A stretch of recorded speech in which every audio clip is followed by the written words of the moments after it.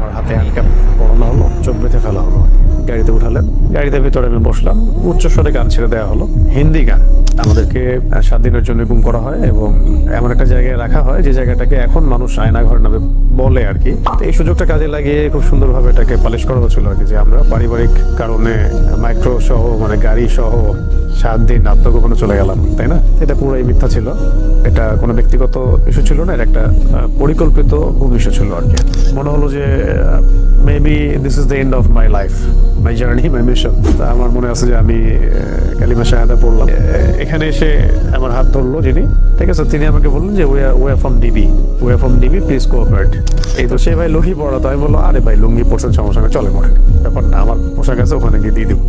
তো ও বেচারা লুঙ্গি পরে উঠে গেছে, ও লুঙ্গি পরে আয়না করে যে আমাদের গাড়িটা তার মাদ্রাসার গেটের সামনে ব্রেক করলো, আর এখানে ফোন দিয়ে বলবো যে গেটটা খুললো, ফোন ডায়াল করার মধ্যেই এই 4-5 মিনিটের মধ্যেই আর কি 2টা বা 3টা হয়তো বড় বড় এই মাইক্রো টাইপেরই হবে, হাই প্রোফাইল গাড়ি আর কি, এরকম কিছু গাড়ি দাঁড়ায় গেল এবং ওদেরকে আগে উঠাই ফেলছে গাড়ির মধ্যে। ভেতরে যদি আপনাকে মারাও হয়, পিটানো হয়, বাইরে আপনি সাউন্ড যাবে না যদি আপনি চিৎকার করেন। যে খিচুড়ি আমার ওয়াইফের বাসায় খাওয়ার কথা ছিল, আল্লাহ পাক আমাকে ওই দিন সকালে মানে জুমার দিন সকালবেলা আমার সামনে যে খাবারটা আসলো সেটা ছিল খিচুড়ি। যে আমাদের লোকেশনটা ট্রেস করা হয়েছিল বাংলাদেশের একটা গোয়েন্দা সংস্থা হেডকোয়ার্টারে, যেটা আপনারা জানেন, এটা তো অনলাইনে আসছিল আর কি, এটা তো সবাই জানে কথা। তখন কিন্তু অনেস্টলি স্পিকিং যে আমাকে এত মানুষ চিনেও না।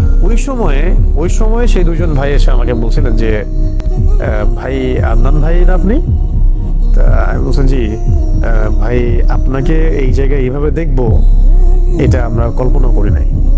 কখনো বলছে যে তুমি না শাহাদাতের ওয়াজ করো, এখন কি তোমাকে ক্রস ফেলে দিব, শহীদ করে দিব, মানে এরকমও কথা আসতেছিল কি। তো যারা রিমান্ড করে তাদেরকে বড় ভাই বলে সম্বোধন করা হয়, আর যারা সার্ভিস দেয় তাদেরকে ছোট ভাই বলা হয়। রিমান্ড তো একটার পর একটা হচ্ছেই, প্রতিদিনে মনে হয় 1-2টা করে রিমান্ড হতো, রাত্রে একটা করে হতো।